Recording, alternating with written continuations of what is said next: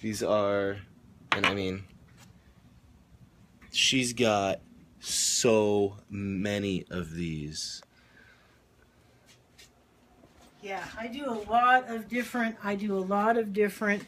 now here is, each one's different, everybody's different. This one right here, she's the one I'm working on right now. She's going to be part of a piece. I just learned some interesting things about my family history. I went from rootless to this whole huge family hedge in like a week. And one of the things I learned is about, I actually got to my third great grandmother, I actually got to see her name on the slave manifest that brought her into Louisiana. Wow. Yeah, that was something to see her. And this is her. This is Justine. That's for her. But she came in on probably the Amiable Henrietta in 1821 into the port of New Orleans. Yeah, that was something. I know, I look light as hell, don't I?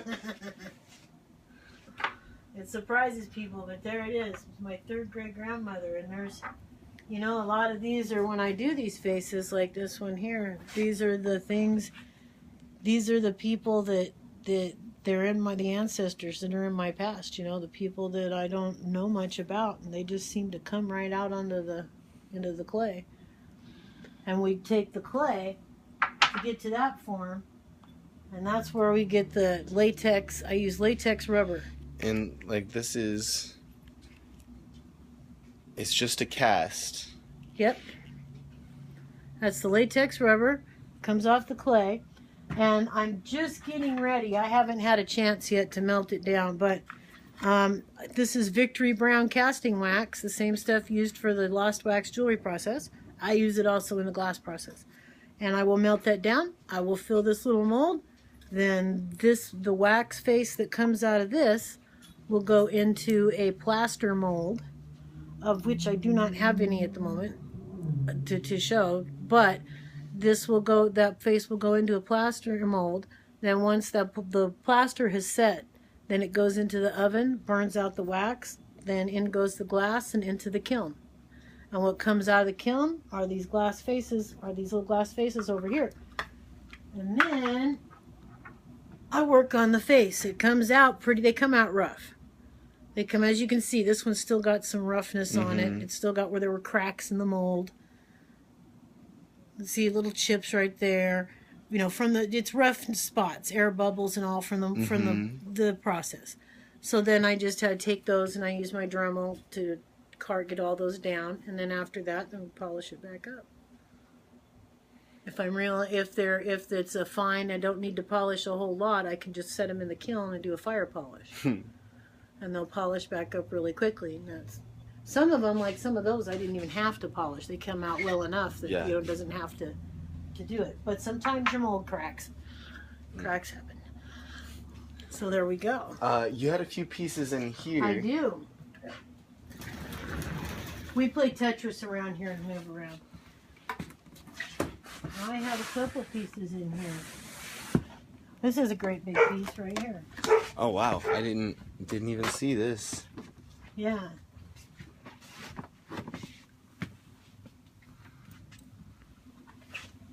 Oh wow! This is the companion piece. This is called The Raging Storm Within. It's too big to even get a good shot of it. Yeah, 48 by 54, and it's the companion piece for that piece behind the kiln. Okay. These are part of a series called The Inner Landscape. That one's called Stream of Consciousness, the one behind the kiln. Okay. And that's about our creativity, our flow of thought, the things that go, our river of thought that goes on in our heads all day long. It's a stream of consciousness.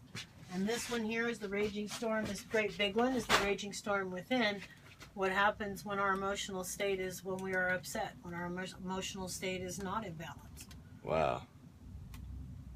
And that's what they're all about. And that one back there is called Manifesting the Light Within. And that one's because I had a near-death experience, and that's kind of what I came back with. Wow. Yeah, I had a pretty intense experience there. No white light, but... We took this off of the wall earlier just to look at it. These mosaics are incredibly intricate. So beautiful. Like I said, I don't even have words for these. They, at least not words that really grasp my emotions towards them. And then I flipped it over, and on the back, and do you want to explain? Yeah, the skeletons are, that is from some fabulous Day of the Dead fabric I found at a local store here. And it just, the roses were just the same. I love the skeleton. I love the skeleton. I think it's a beautiful thing. The structure that we hang ourselves on, it's just gorgeous. And I felt that, I love the roses that were in there, just seemed just like the roses on my piece. You said that you had to modify... Oh, yeah. Yeah, as you can see, the frame had to be modified completely because all of my pieces, like I said, when you rescue them from the landfill, framing can be a real issue. And in this case, this frame was perfect for this. I mean, this frame was this mosaic. There was just no way this mosaic could do with another frame. Had to be this frame. So that required some modification. And that because these are leftover cast-offs. That means one side is longer than the other. There's chips and bumps and dips, and so that's why I have to. If you see the gold around here, is part of the modification. It's brass. It's actual brass foil. Wow. Yeah, it's brass foil I put in there to hold this piece in. Absolutely incredible. I like to make sure everything's good stuff. I don't like to give people to me, the cheap doesn't work. Cheap doesn't work. People see through cheap very easily. That, exactly. I've got a real problem with folks that take and throw something together on a $5 piece of OSB or a $5 piece of block of wood and call that an art and throw it out there. That devalues the whole art. That devalues art completely. That devalues people's perception of art. And with the fact we've lost art in the schools, I'm from an era when art was taught in the schools, and it isn't anymore. Right. I've done volunteer work when my kids were growing up. I did volunteer work in the schools to help bring art to keep there in what my kids were being deprived. Well, my kids had it at home. Other kids were deprived. How many children do you have? 4. I raised 4 on my own, and I raised a couple of foster kids. Wow. That's incredible. Yeah, I got 16 grandkids and 2 great-grandsons. Wow. Telling you, man. I was a busy beaver. Busy beaver. But yeah, it was worth it. All right, we'll close the door I here. allowed all the children to be in art. All my kids were involved in art. I put my art career away for those kids for 12 years.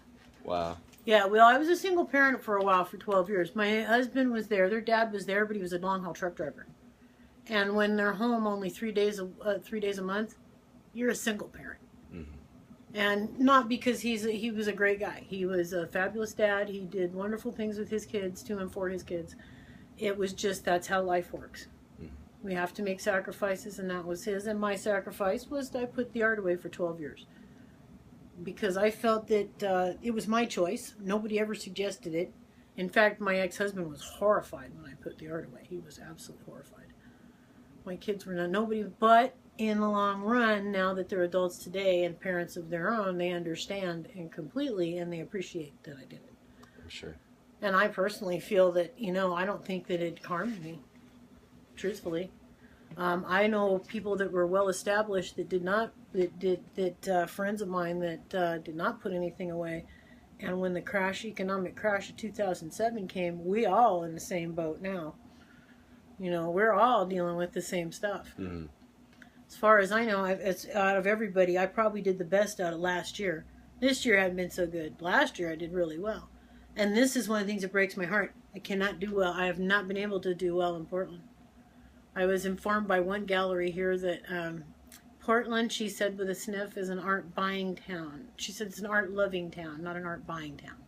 I've noticed that And I as think well. that's true. And I think she I is mean, right. that's a big part of the reason that we're doing the Art Life video blog is to, I mean, get the art of local artists out there to the Portland community, but I mean, not just the Portland community. We hope that the whole Mm-hmm. world watches this and that names are made through this. Well, things get there. They do get there. It's like one of the problems I have with them is like the things like the whale there. That whale was made. That whale, I did that from fiberglass on up.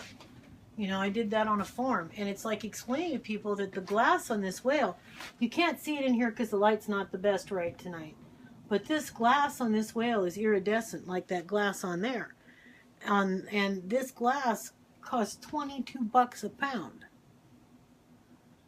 You know, this is not art glass to give people a proper art piece, a piece that they can give to their, pass to their, down to their family, to their kids. That's what should be our aim. But to do that, I have to be able to get the right supplies. Mm-hmm. The fellow who commissioned the bear, the beautiful thing about him is he is an art collector and an art lover deep to his soul. And the fellow that commissioned that bear, they paid handsomely for that bear. He was willing to pay handsomely for that bear because he felt the artist should be handsomely compensated for that piece of work. And that's very admirable to him. Mm-hmm. That is. That man paid. They paid $35,000 for that bear. Wow.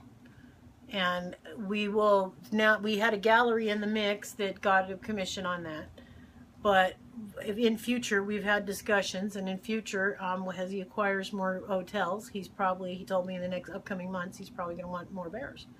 And when he does, because we have no gallery in the mix, I cut him a deal. It'll be $25,000 a bear instead of $35,000. Wow. So we both win.